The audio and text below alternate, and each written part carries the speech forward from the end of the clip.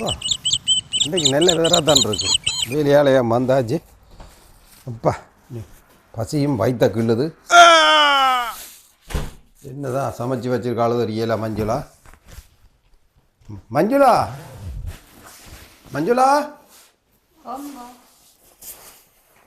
ஆ அப்போ பாப்பா மஞ்சுளா என்ன சமைச்சு வச்சிருக்காங்க.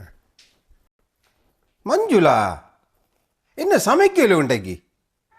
என்னப்பா சொல்றீங்க? இப்போனப்பா நான் வேலையில் வந்து களைச்சி போய் இருக்கிறேன். இரவு என்ன சமைக்க சொல்லி கொண்டிருக்கிறீங்க? நீங்கள் வருவீங்கன்னு பார்த்து கொண்டிருக்கேனப்பா. அப்போ இன்றைக்கு என்ன சாப்பாடு? சாப்பாடு எல்லாமே ஃப்ரிஜருக்குள்ள போங்க, நிறைய கிடக்கு. போன வருஷத்துலேயும் செய்தது மாத கணக்குல எல்லாம் கிடக்கு. ஒரு டேட்டை பார்த்து எடுத்து வையுங்களேப்பா. நீங்கள் வந்து அதை கொஞ்சம் பெருசாக சாப்பிடலாம். பழைய டேட்டா பார்த்து எடுத்து வைக்கட்டும். ஓ ஆ அது சரிதான்.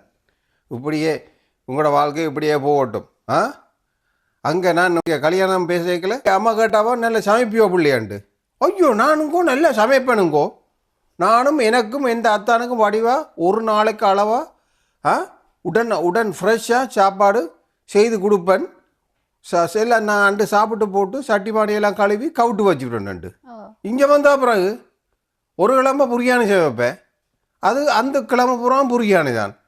அப்புறம் ஒரு கிழமை பருப்பும் ரசமும் வைப்பேன்.